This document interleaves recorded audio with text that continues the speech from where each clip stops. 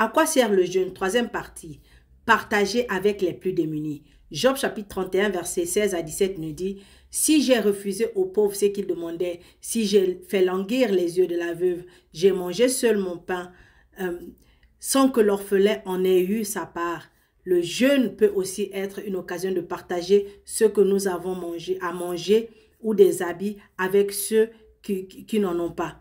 On trouve des indications d'une telle pratique dans l'Ancien Testament déjà avec l'exemple de Job. Mais par contre, lorsque Dieu, par l'intermédiaire d'Isaïe, condamne le jeûne hypocrite des habitants de Jérusalem, Dieu s'est plaint du fait qu'ils recherchaient leur propre satisfaction d'abord en opprimant leurs employés pendant qu'ils jeûnaient.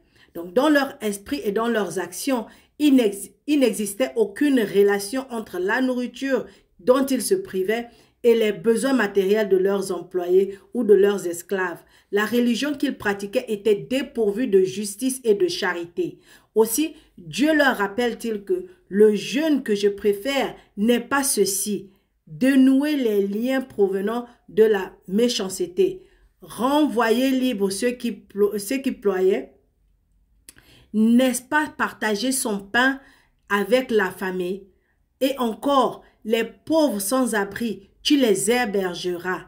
Donc Jésus reprend implicitement le même enseignement lorsqu'il raconte l'histoire du riche qui donnait chaque jour des fêtes somptueuses alors qu'à sa porte était couché un mendiant qui pour se nourrir attendait les miettes qui tombaient de sa table dans Luc chapitre 16 verset 19 à 31.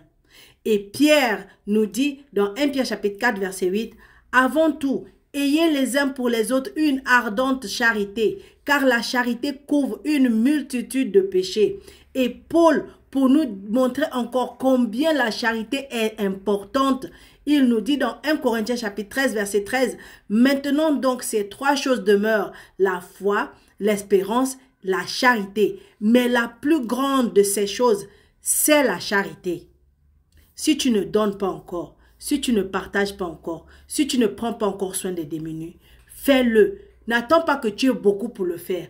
Fais avec le peu que tu as et Dieu te bénira.